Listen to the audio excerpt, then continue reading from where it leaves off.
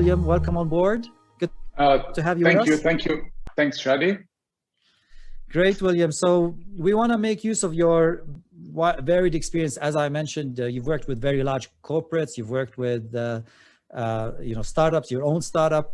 And one of the big challenges we find, we come across a lot when we're talking to startups and SMEs, is that to keep on increasing their sales, they need to keep on innovating and coming up with new products.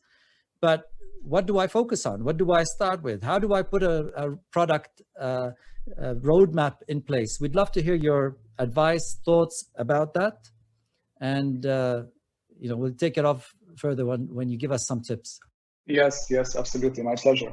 So, one of the key things here to remember is before you start putting any product roadmap, and this is one of the main flaws in people building products, is they have some idea before doing any due diligence, before researching the market, before using any surveys, any user research, they start building. So a roadmap comes a little bit further down the road. So you have to do enough due diligence before, and I'm not talking about like years of due diligence. I'm talking about like a couple of iterations of user research, gathering enough data from the market, the competitive landscape, and most important is figuring out whether the problem you're solving, are you solving a problem that is worth solving? Is it like a big a problem to be worth pursuing? Is it the right timing?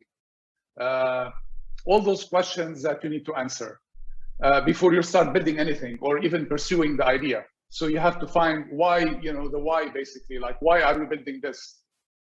And if you look at all the successful companies from like Airbnb, Uber, Google, they really solve a problem for the consumer or a problem for the company, which is like a customer.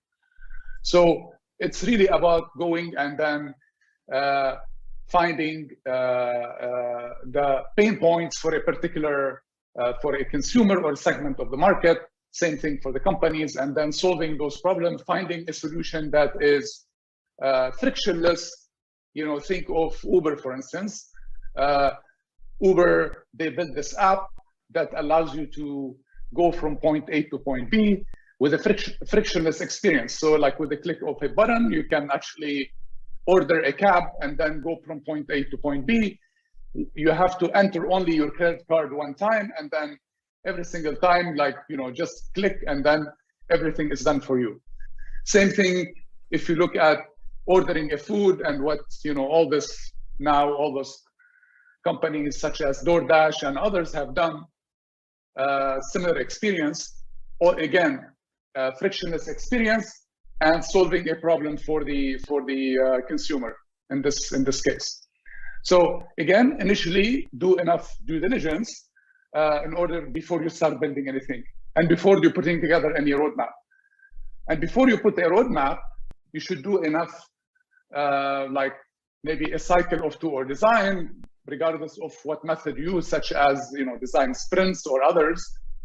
If you're building a new product, to build an MVP, or even if you're building a feature for an existing product, map out the user journey and then look at what are the different elements of the product that you need to build first to launch your MVP, such like we call features or functionality, and then start putting them in.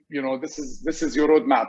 So the roadmap can be, if you're building this for it takes like a year to build something, the first quarter or the first 3 months, your roadmap is probably like super clear, or it's very deterministic.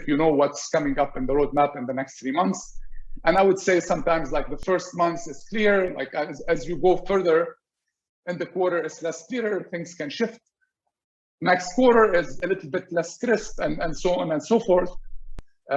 If you're doing like a roadmap for a year, then further out, like third or fourth quarter will be like really super high level, and things will start shifting as you can get closer because you're working in a iterative way. And you need to have this type of agility in order to be able to tweak things around.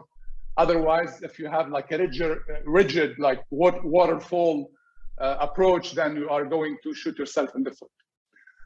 So this is more or less, I think you can speak for hours about this topic, but then this is more or less a concise way of describing how you should put together a roadmap.